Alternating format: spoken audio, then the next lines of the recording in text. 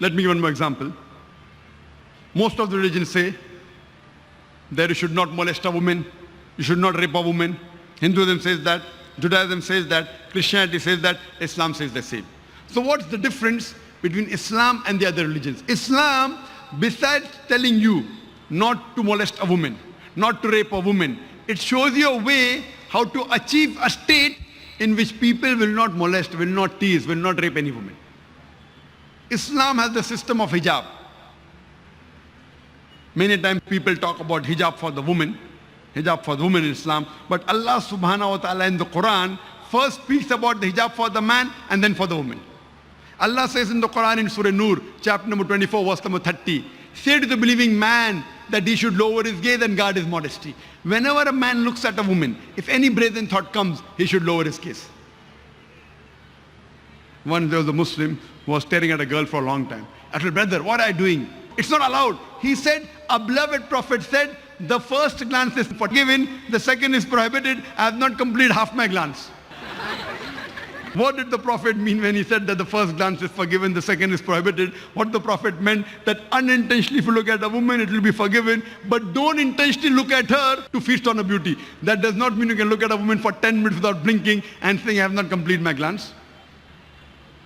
The next verse speaks about the hijab for the woman. Allah says in the Quran in Surah Nur, chapter number 24, verse number 31, say to the believing woman that she should lower her gaze and guard her modesty, and display not her beauty except what appears ordinarily of, and to draw a head covering over the bosom, over the chest, and display not her beauty except in front of her husband, her father, her son, and a big list of mahram, the close relatives who she can't marry is given. Basically, there are 6 criteria of hijab given in the Quran and the Sahih Hadith. The first is the extent, which differs between the man and the woman.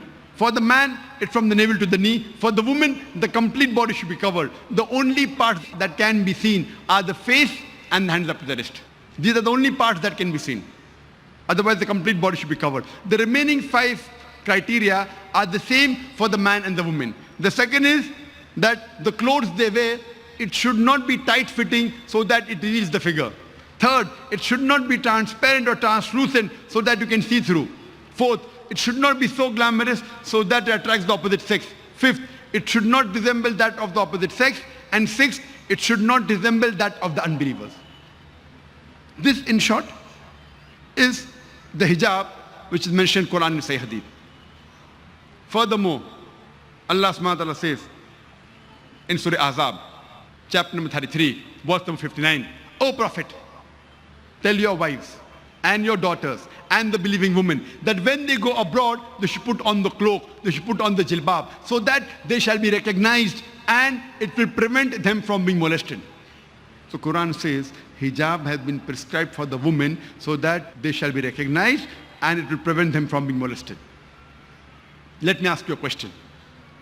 Suppose there are 2 twin sisters who are very beautiful, equally beautiful, and if they are walking down the streets of Chennai, and one sister, she is wearing the Islamic hijab, complete body covered, except the face and the hands up to the wrist. And the other twin sister, she is wearing the Western clothes, the mini skirts and short. And if they are walking down the streets of Chennai, and if round the corner, there is a hooligan, there is a ruffian who is waiting for a catch, who is trying to tease a girl. I am asking the question, which girl will it tease? Will it tease the girl wearing the Islamic hijab, or will it tease the girl wearing the mini skirts or shorts? Which girl will it tease? The girl wearing the Western clothes, mini skirts and shorts. Easy answer. Easy question, easy answer. You don't have to be an intelligent person to answer this. So Quran rightly says that hijab had been prescribed for the women so that they shall be recognized and prevent them from being molested. After this, the Islamic Sharia says, any man rapes a woman, capital punishment, death penalty. May non-Muslims will say, death penalty?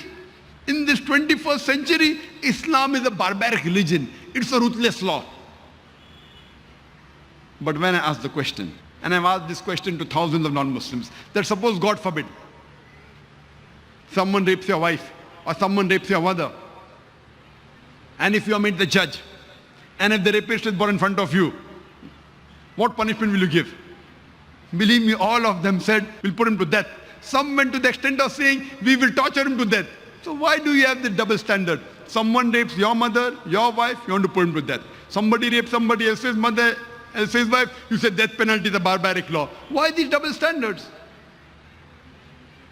And do you know America, USA, which we look upon to be one of the most advanced countries in the world, do you know it has one of the highest rates of rape in the world? According to the 1990 statistics of FBI, in the year 1990 alone, 102,555 cases of rape took place. And the FBI statistics said only 16% were reported. To get the exact figure, you have to multiply by 6.25 and you get a total of 640,968 rapes took place in 1990 in USA alone. That means every day, 1,756 rapes took place. And out of those reported, only 10% were arrested. That means only 1.6% of the rapists were arrested. Out of those arrested, 50% were let free before the trial. That means only 0.8% of the rapists underwent a trial. That means 125 rapes you commit, and the chances will be caught and undergoing a trial is 1. It's a very good bargain. 125 rapes you do, and chances you will get caught and go for the trial is only 1. And majority of the case, though the American law says 7 years rigorous imprisonment, most of the time, it's the first time you did, so give him a lesser punishment. If you read the statistics of 1996, US Department of Justice, it says that in 1996 on average, 2,713 cases of rape took place every day in USA. That means every 32 seconds, one rape is taking place in America. We are here for more than an hour. Already more than 100 rapes may have taken place in America since the time I'm giving this lecture. I'm asking you the question that if you implement the Islamic Sharia in USA, that whenever a man looks at a woman, if any brazen, any unashamed thought comes in his mind, he should lower his gaze. After that, every woman should wear the Islamic hijab, complete body covered. The only parts that can be seen are the face and hands up to the wrist. And after that, if any man rapes a woman, capital punishment, death penalty. I'm asking the question, will the rate of rape in USA, will it increase? Will it remain the same or will it decrease? It will decrease. It's a practical law. You implement the Sharia and you get results. That's the reason I say Islam, besides showing good things, it shows you a way how to achieve a state in which these good things can be practiced. And today, the least rate of rape in any country in the world, it's in Saudi Arabia. Not that the police is very intelligent. The law is so strict. You implement the Sharia, you get results. And if Saudi Arabia relaxes this law, even in Saudi Arabia, the rape will increase and even theft will increase. It is the law which is important. The Islamic Sharia. You implement the Sharia, you get results. That's the reason I say Islam, besides speaking good things, shows you a way how to achieve the state of goodness. Therefore, I say Islam is a religion which shows you how to lead life. It's a way of life. It caters to both the body as well as the soul.